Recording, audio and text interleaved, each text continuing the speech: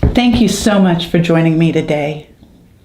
I've had an experience that maybe you've also experienced.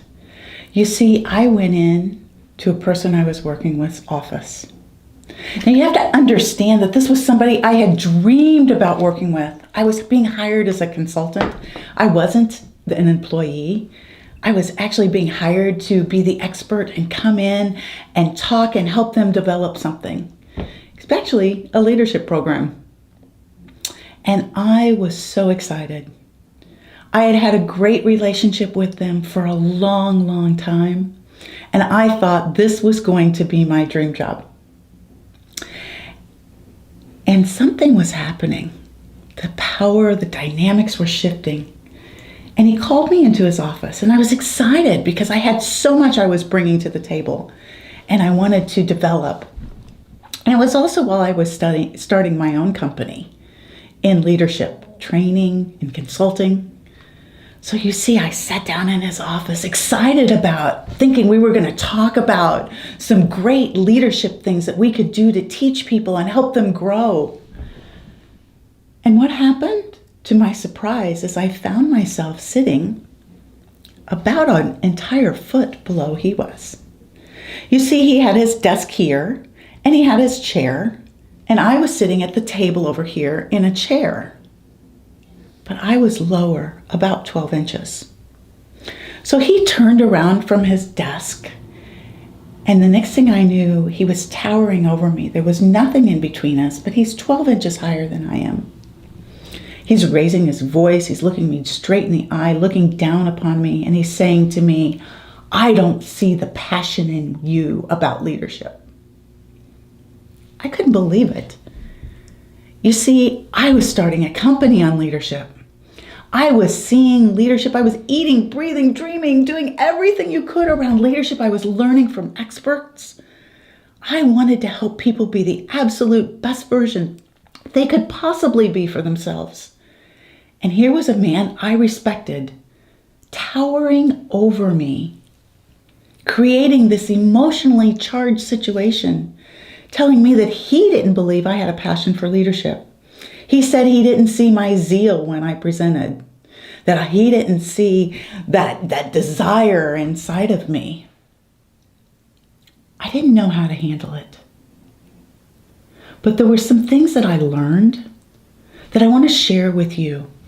Because you see, when people are emotionally charging over us, when things get heated, when they get to be at a point where we don't know what to say or to do, when we feel that emotional just roar, just start in our gut and want to come out, that's when we have to stop and realize that somebody's trying to power over us. And the moment we lose control, the moment we give our temper away, the moment we raise our voice, the moment we become emotional, the moment we lose control of ourselves, is the moment we've given our personal power away. Many times throughout my career, I gave my personal power away because I didn't know how to handle emotionally charged situations and people. So I'm going to share with you some tips today that I've learned that have helped me. The first one is to take a moment and breathe. Gather yourself. We are emotional beings. It's okay to have emotions about what's going on. However, we are still in a situation where we need to respond. Don't let those emotions hijack your thinking so that you can actually not be the best version of yourself that you can be. So, when you find yourself in emotionally charged situations, the first thing I encourage you to do is to actively listen. Actively listen to what's being said. You see, when I realized what was being said to me, when I realized what was happening in the situation, because you see, I was there as a consultant. I wasn't an employee. So the things that I was developing, I could also take out myself. And that could make me a competitor. And he was scared. He was scared I was going to go after his business.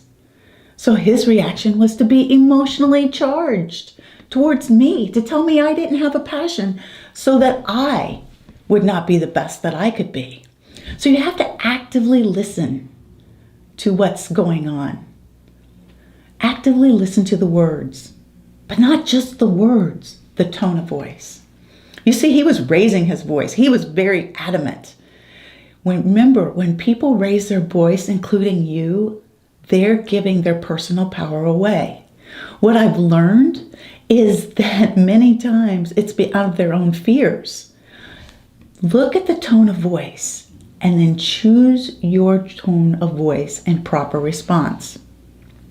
Most of the time, the tone of voice is lower. It's deeper. It's slower. Because if you're going to pour lighter fluid on already an emotionally charged situation, you're going to get a blow up of a fire.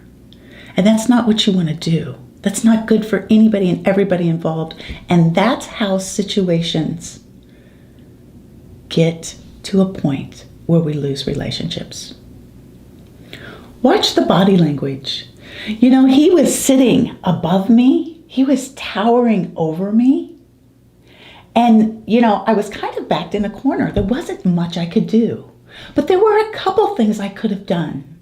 One of them, and one of my favorite, is to spread out. So I did. I moved things on the table. I leaned on the table. I turned sideways. I crossed my legs the other way. I took up a lot of space, which gave me, it counteracted that 12 inches of powering over me. Be authentically curious to hear what they're saying. The words that they're using are clues as to things that are going on with them. And when you can be curious to hear everything that they need to, then you can actually find solutions. And then the last thing, remember that you're dealing with situations, and you don't like the situations. You're dealing with situations. You're dealing with things that are happening. You're not to attack the person. There's situations. We all have them in life, and in work and in relationships of any kind, they are always there. But you know what? We need to remember and continually hold on to people are of value. Now, I'm not saying you let them get away with bad behavior, but they are people of value. And you have the choice whether you want to continue to work with them or not. What eventually happened was I gathered myself. I sent him back an email and I said, thank you for giving me your opinion, because it's what it was. It was his opinion. And then you make your decisions from there. Eventually I went on and I decided not to continue working with him. But you know what? I will never, ever, ever forget the experience. Because what I need to do and how I need to handle situations when people are emotionally charged over me, that was a lesson that I needed to learn. So I hope that these help you today. I hope you learn that when you're in emotionally charged situations, that you actively listen, you pay attention to the tone of voice and the body language, and that you counteract with your own body language. I hope you understand that the moment you lose your temper is the moment you give your own personal power away. And I hope for you that you remain authentically curious. Curious about what you can learn about the situation. Curious about what new solutions can come out of it.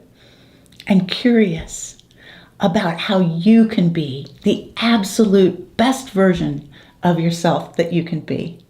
Thank you for joining me today. Join our GRC community for special learning opportunities. We love to see you. We love to hear your stories. Thank you so